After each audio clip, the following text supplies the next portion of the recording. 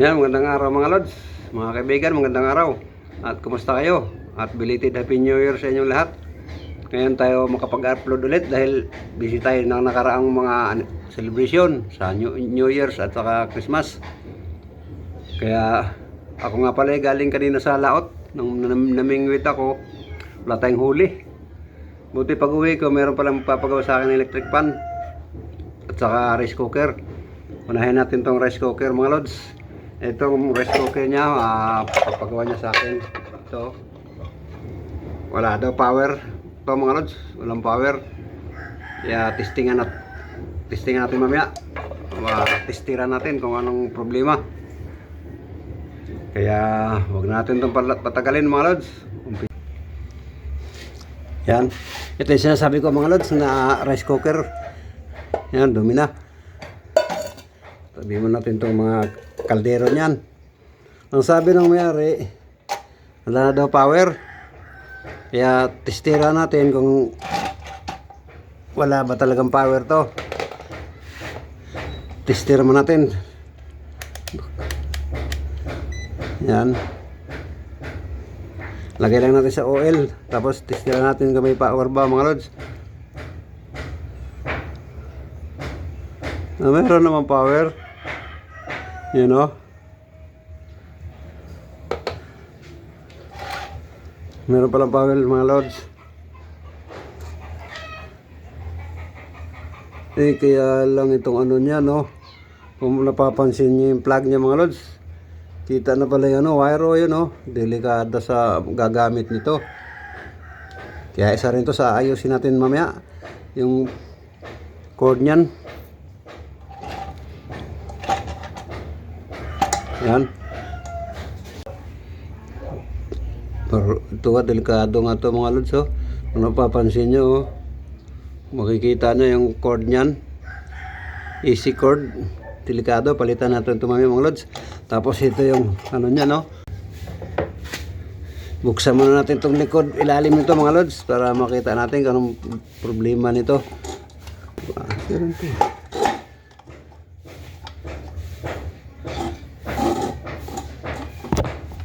Tanggalin mo natin itong mga tornilyo.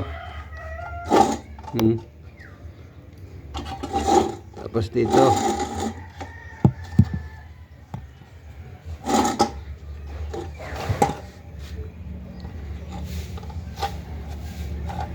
Tanggalin mo natin yung pinakampaan niya mga lods. Tapos papakita ko sa inyo mamaya kung sa pisa sa ilalim mga pangalan, para kung kasakaling magre-repair kayo mga baguhan. Ito nga pala sa mga baguhan lang nagre-repair. Okay mga lods, sa mga baguhan na gustong matuto, ito para sa inyo to mga lods.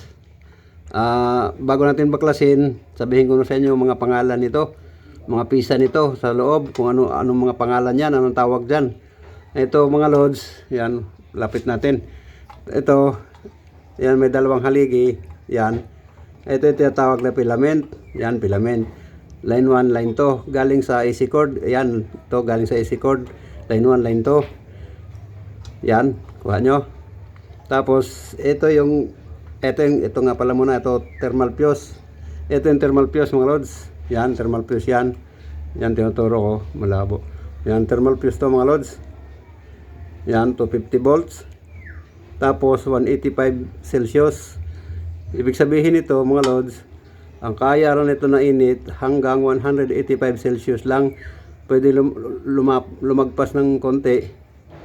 Dahil pagka, ito nga pala mga lods, pagka ito pinagprituhan nyo, kaya pinaglagaan nyo, malamang malulusaw itong plate nito sa sobrang init. Ito mga lods, yan, itong plate nyan, malulusaw to, matutunaw. Pagka sa sobrang nasa init, pagka ganon, itong fuse na nyo rin, yung thermal fuse, masisira na rin to, puputok to, kaya mawawala ng power. Tapos ito nga pala mga lods, ito tawag dito thermostat. Yan, thermostat yan, yung flat na yan, thermostat. Ito yung thermostat switch. Tapos itong bilog mga lods, dito ito nakikita. maliwanag ba? Ito kita nyo, itong bilog, ito yung magnetic temperature switch. Yan yun, yan ito, yan. Tawag nito magnetic temperature. Yan. Tapos ito yung plate, yung sinasabi ko kanina, plate yan, plate ito, plate yan. Tapos ito yung switch, mga lods, yan, ito, switch sa power on, dito, yan o, yan. Yan yun, gumagalaw-galaw. Kita, tingnan nyo. Yan o, pag switch sa high at low. Ito yun, switch. Okay, nakuha nyo mga lods. Ulitin natin.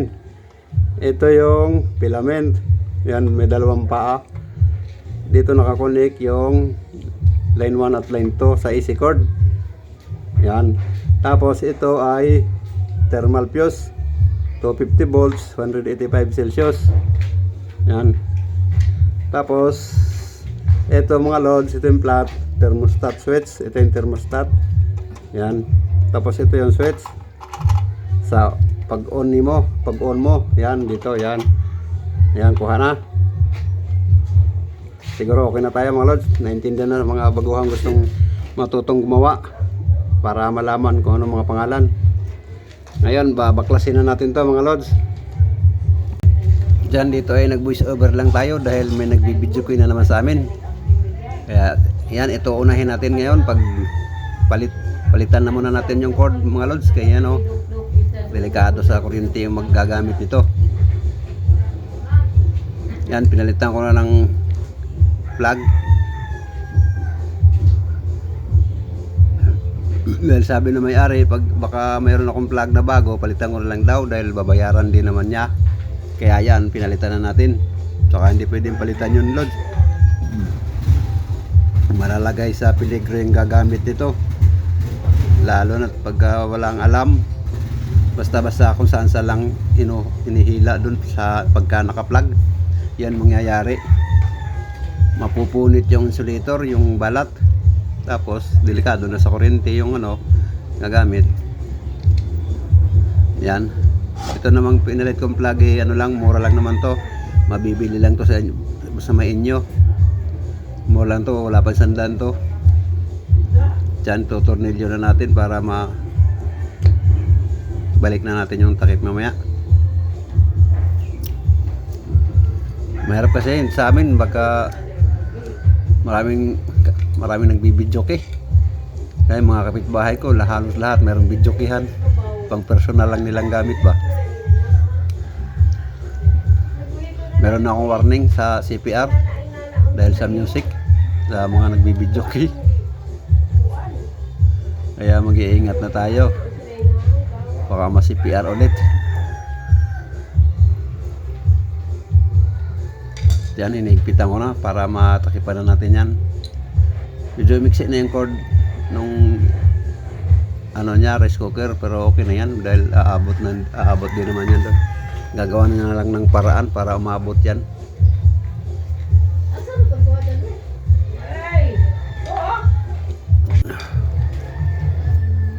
Yan, tatakip.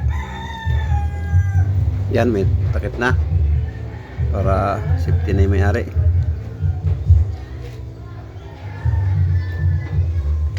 Yan, okay na. Yan o. Wala nang sunog. May sunog din yung cord kanina niyan eh. Yan, buksan na natin yan. Ilalim. Dahil tinuro ko na naman sa inyo kung anong mga part niyang pisa niyan sa baba, ayun sa loob. Kung para kung gusto nyo mag-repair, para matuto kayo. Yan, sinabi ko na kung anong mga part ng pisa dyan. Saka anong pangalan nyo mga yan.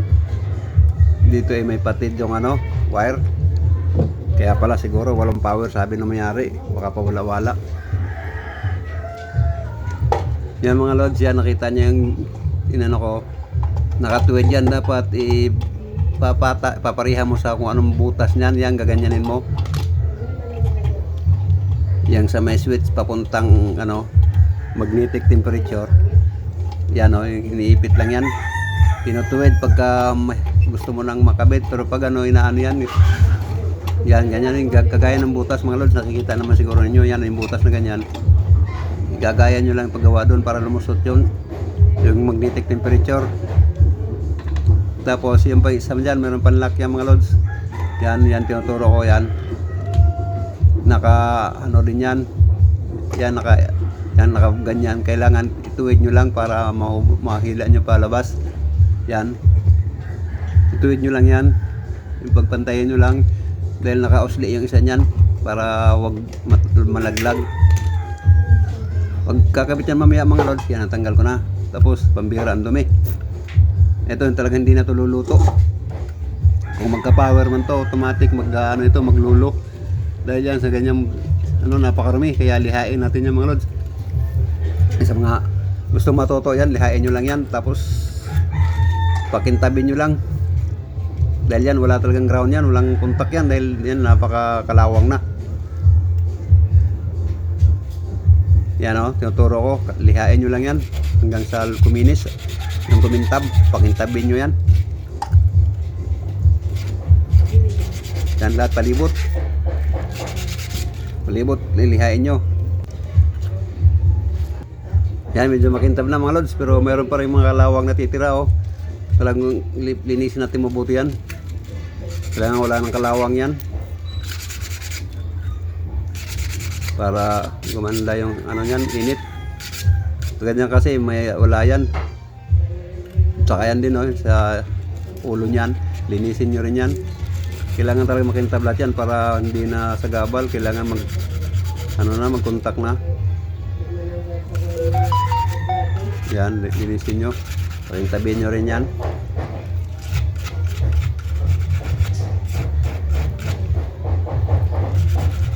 Yan, habang tayo nagliliha, shout out muna sa inyo sa aking mga organic viewers at silent viewers. At shout out nga pala kay Ma'am Beverly Aguado ng Barangay Ilag. Shout out po sa inyo, ma'am. At sa kanyang mama na si Ma'am Dindin, shout out po sa inyo dahil nagtiwala po kayong ipagawa sa akin yung inyong washing machine. Yan po, maraming pong salamat sa inyo. Ulitin ko, shout out nga pala kay Ma'am Beverly Aguado ng Barangay Ilag. Yan po, shout out po sa inyo, ma'am. Maraming po salamat sa pag-subscribe po ninyo, ma'am. Kaya yan, salamat. At dito tuloy-tuloy lang tayo sa pagliliha. Pati itong spring mga lods, lihain natin to. Dahil isa to sa hindi nagbibigay ng magandang init. Walang ground na makukuha dahil yan balot ng kalawang. At yan, pati itong plate, video lihain din ng konti. Huwag lang nating masyadong baka nipis na rin. Kuha lang natin ng medyo maruming kalawang. Yan, lihain natin ng konti. Yan. Okay na yan, baka mabutas naman baka lumipis na masyado po. Yan, kaya kailangan malinis to para wala ng kalawang, para maganda takbo, maganda yung init. At yan, pati yan, tanggalin nyo yung mga lods para malinis natin, maliha rin yan. Yan yung ginagalaw-galaw ko, tanggalin nyo rin yan mga lods para maliha. Yan o, kalakalawang na masyado. Yan, tanggalin nyo kung sa kayo gagawa, tanggalin nyo rin yan, lihain nyo rin. Yan, tanggalan natin at yan pakikintabin din natin. Kung hindi man makintab, makuha lang yung mga kalawang. Yan, lihain nyo na pa ganyan. Diskartihan nyo na kung paano maliha para mawala yung kalawang. Yan o, talagang napakakalawang. Matagal na yata itong naka-stock. Diyan, pagkatapos ng loob, ito naman labas. Lihain din natin. Yan. Lihain din natin yan para mawala na yung kalawang. Yan, ganyan lang ng ganyan. Palibot mga lods. Lihain yung palibot. Dahil pagka meron tong kalawang, malamang kahit hilaw pa yung sinaing nyo, maglulo na agad.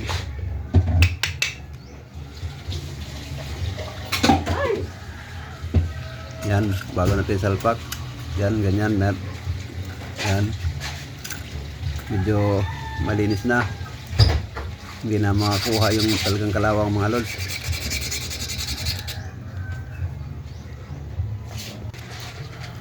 Yan, binalik ko na mga lods. Pagkatapos kong lihain, hindi ko na pinakita pagbalik, pag sa uli. Dahil madali lang naman yan, sosoli lang naman yan dyan. Tapos, punasan natin yung loob ng basahan para medyo maganda naman tingnan. Yan mga lods.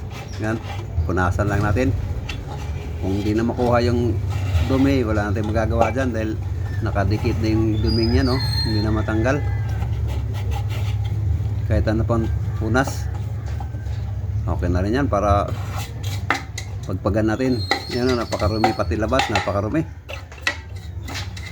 Yan, pagpagan natin mga lods. Tapos yan,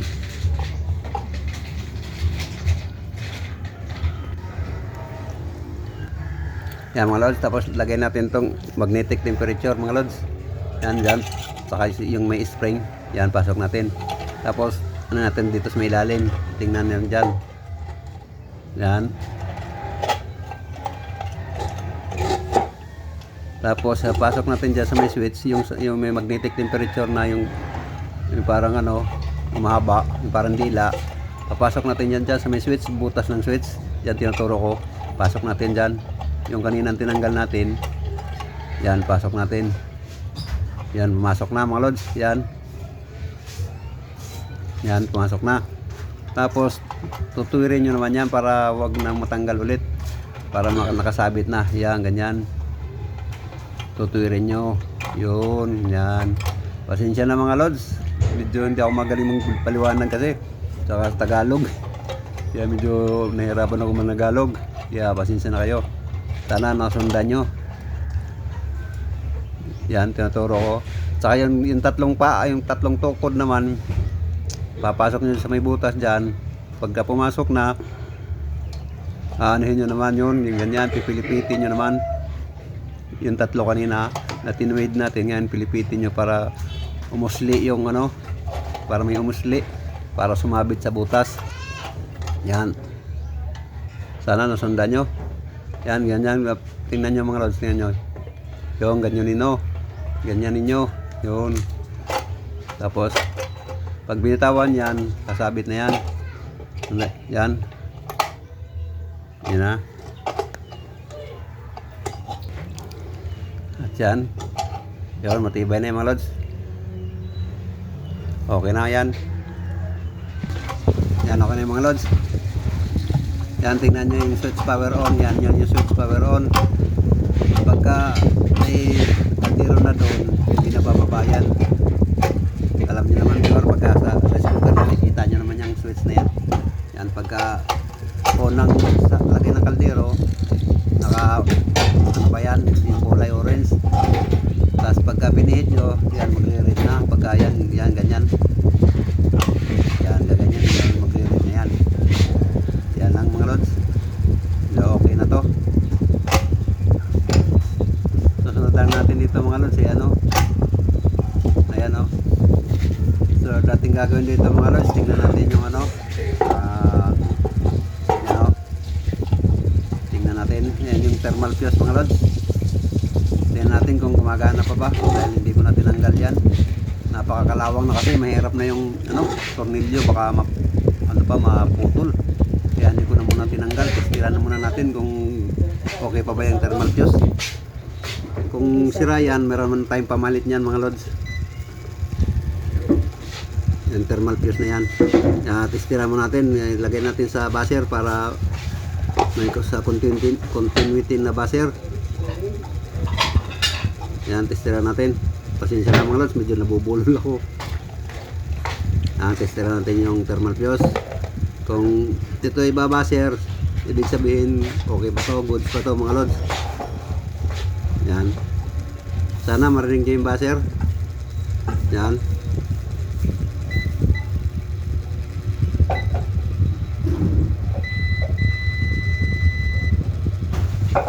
Yun, hindi yata narinig. Landingan nyo man narinig siguro mga lods, pero okay mga lods. Nagbabaser naman, kaya suminyas na ako ng okay. Hindi na natin papalitan yung thermal fuse nya. Saka gagawin natin dito, ito na lang to yung patid kanina dahil marupok na yun ano niya, kable niya, yung wire niya marupok na. Putulan lang natin ng konti para mabalik natin doon. I-clip lang, naka-clip lang naman yan mga lods. Pwede soldahin, pero sa akin hindi ko nasusoldahin yan. I-clip ko na lang yan sa dati niyang posisyon, naka-clip yan.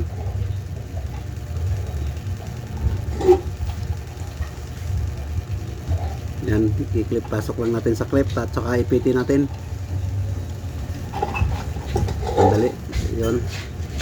Hindi nyo nakikita kasi merong wire na nakaharang. Yan, ganyan natin para makita nyo. Yun yung clip. Tsaka ikutin mo natin para medyo tumapat.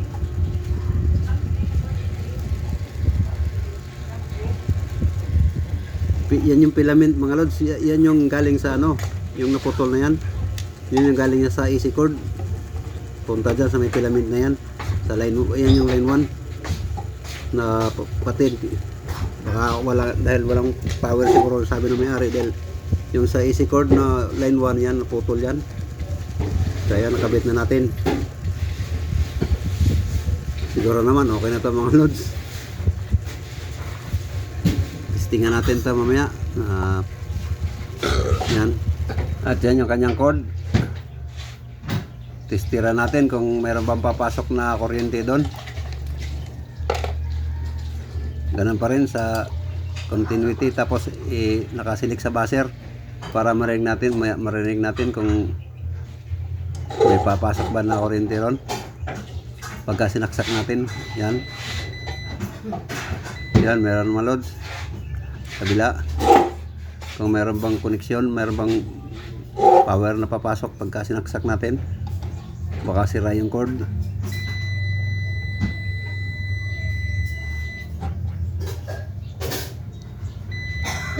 Yan mga lods, okay. Ayos yan, may papasok na kuryente pagka sinaksak na natin.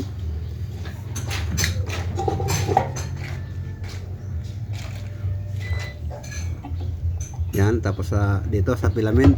Yan, okay mga lods. Meron na mga power. Okay na to mga lods. Yan.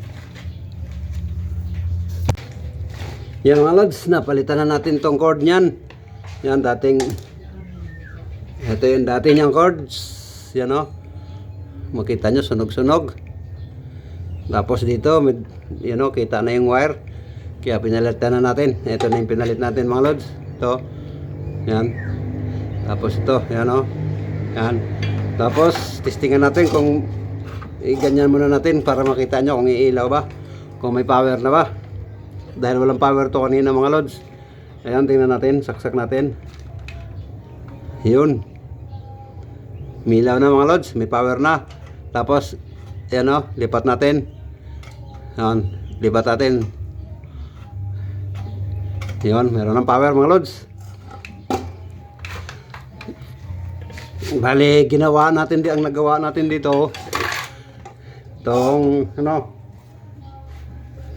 nilinis natin itong magnetic temperature niyan. Ito, magnetic temperature switch. Nilinis natin, nilihan natin, saka spring. Tapos itong cord, pinalitan natin yung cord. Tapos dito wala tayong masyadong ginawa dahil yung tinister natin yung thermal fuse niyan, yan. Buo pa naman yung thermal fuse. Yan o. Buo pa naman. Kaya wala tayong masyadong nagawa dito sa loob dahil okay pa naman dito. Kaya yan ang ginawa natin mga lods. At kung kayo umabot hanggang dito sa dulo, pwede bang hilingin ko sa inyo pag-subscribe, pag-like at pag-comment po. At paki-hit na rin yung notification bell para lagi kayong update. Ayan po, maraming po salamat. At shoutout na rin sa mga organic viewers at silent viewers. Maraming po salamat sa palagian po ninyong suporta. Kahit ilan lang po nanonood sa atin, patuloy lang tayo sa ating mga upload na video. Ako'y umaasa rin naman na baka pagdating ng panahon, lumago rin itong ating munting channel. Yan, maraming po salamat sa inyo at sa mga kaibigan ko sa YT. Saka na yung shoutout mga lods. Pasensya na muna dahil next ilan itong video natin. At yan, Testingan pa natin kung atin pang paglalagyan ng testingan pa natin saing mamaya magsalang. Yan. Yan, testingan muna natin mga lods kung makakakulo ba o iinit ba. Mayroon ng konting tubig. Tapos plug na natin.